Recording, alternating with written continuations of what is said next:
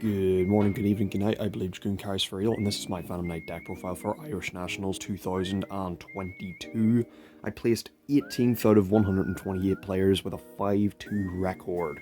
My matchups were round 1 Denomorphia, round 2 was Gravekeeper of all things, round 3 was branded Despia, round 4 I believe was Swordsoul, round 5 was branded Troy Brigade, round 6 was branded Despia, and round 7 was Flanderies. Without wasting any more time, let's get into the profile. Starting us off here for the Phantom Knight lineup, pretty much the same thing as always, with triple Torn Scales, triple Boots, double Cloak, 1 Stain Greaves, 1 Ragged Gloves, the triple copies of Fogblade, and the 1 Shade Brigandine. There's nothing I would really change about that. This is very strong. People might ask why I don't run Wing or Sword to revive instead of the Fogblade. I just think Fogblade does the exact same thing and it's less bricky because it does more if you hard draw it. I don't really see a reason to play Wing anymore other than it gives you destruction protection, but you're never setting it off of Boots or Bardiche anyway. Fogblade is just that versatile that it's the only revival spell you need to play. Plus it's an extra negate on top of everything. But there's a funny combo that you can do with Stained Greaves and Shade Brigandine that you can go into Raider's Knight and then Arc Rebellion with this because this thing can make itself level 4. That's a pretty cool combo. It did come up and it did win me a game. Now we're headed on to the extra level 3s. We have Triple Tour Guide, probably the best normal summon in the deck, no holds barred. The 3 Burning Abysses that can whip out Libic, Seer, Graf. I like Libic because it can unbrick these two. It is annoying whenever you see one of these 3 fairly often. Like, I don't get it. In 43 cards, it's like you draw these things so ridiculously often, it's so confusing. However, your hands are that flexible a lot of the time because of Torn Scales and because of Libic existing that it doesn't really matter for the most part, unless you draw like multiple. But even then, like if you draw all 3 of them, worst case scenario, that's still full combo. So, you know, you're doing alright there. Level 3 extenders, we have 2 Kagamucha Knight instead of 3.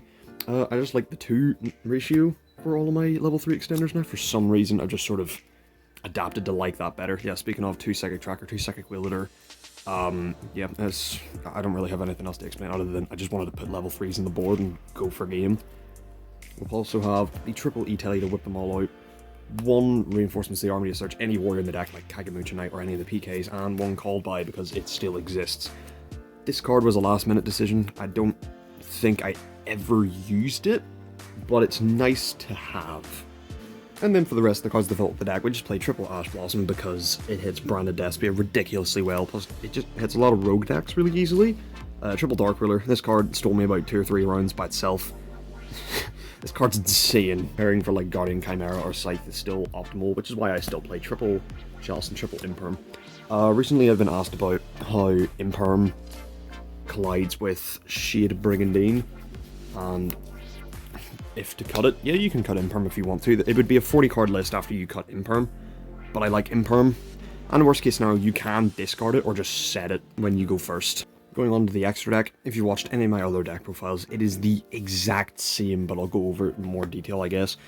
1 Cherubini, 1 Rusty Bardiche, 1 Appaloosa, 1 Access Code, 1 Nightmare Unicorn, 1 Dark the Dark Charmer. Cherubini is just your bridge into Bardiche, really. It just dumps level 3s. It's really good. It can dump like Grav or Libic to get access to your Seer. But let's say you normal summon Tour Guide and get Graf to begin with. This just dumps like Cloak or something or whatever level 3 you want to put into the grave. Preferably a PK one, but you know, any level 3 of your choice. This card's nuts. Plus it does it all for cost, so like someone imperms or veilers this before you use this effect, you just get the laugh. It's amazing how many people do that because they're unfamiliar with the deck. Bardiche is absolutely insane. It's interruption on your opponent's turn if you have like Break Sword and Grave along with the Fogblade.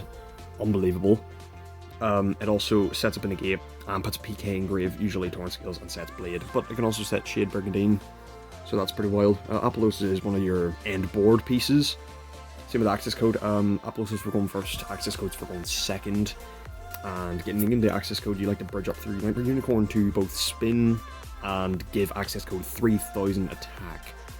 It's kind of wild how that combo is because you don't get as many different Link attribute choices. The only non-dark attribute Link monster is Appaloosa. Dark the Dark Charmer, probably the least used of the extra deck monsters by a long shot. However, it did come up. I stole a guy's Albion and just sat on it with this Albion and Utopic Draco Future until the game was won. I think I stole Mirror Jade at some point throughout the day as well, but that didn't really last very long. This card's still really good, even when DP is not here. But the only reason I play it is because my deck has so many darks in it. There's a part of me that kind of wants to play Down Magician over this for Zeus. But to be fair, that's up to personal preference. Going on to the XEs, we have 2 Leviair, 1 Utopic Future, 1 Utopic Draco Future. For that whole package, this card's insane. Utopic Draco Future is incredible. This controlled almost every game it was in, just by itself. Like, even if it didn't have Appaloosa there, like, you can negate that, but then the next turn, this thing comes back with all of its protection and its ability to negate and steal. That is a really, really powerful tool to control the board, and your opponent is just constantly left in fear. I really like this card. This card's insane. 2 Leviairs are to go into this, but let's say a situation where you can't access this. This is a really good grinding game piece. Like, this takes you so far for so long because it allows you to recycle your PKs constantly. So then you just get an infinite grind game. Then you have double break sword, 1 Raiders Knight, 1 Arc Rebellion, and then 1 Zeus. Double break sword is just a good ratio for the break swords. Raiders Knight is to go into Arc Rebellion. This thing pushes for games like there's no tomorrow. The funny thing about this card is that the fact that it says it is treated as a The Phantom Knights card actually won me round 5, I think, or round 4. I'm not so sure what one it was. It was against Sword Soul, because I could revive this off of Fogblade and then push for game. I thought that was pretty funny. But that never comes up. I just wanted to mention that. Arc Rebellion, he's insane. I've preached to you how insane he is. He can't be destroyed by card effects. Goes to wild levels of attack. Zeus is Zeus. This card helps. You don't want to not play this because you do play a lot of Xyz monsters that you can go into pretty easily. Just be careful if you go into these two, because you've used this effect to go into Raiders Knight and Arc Rebellion, then you're locked out of anything but dark monsters for the rest of the turn. And Zeus is a light monster. That does come up sometimes, which is rather annoying, which is why I mentioned the Shade Brigandine and the Stain Greaves combo earlier. I don't know if the side deck matters too much because it's up to mostly personal preference, but this is what I ran. 2 Ghost Ogre, 4 Brave, that's it.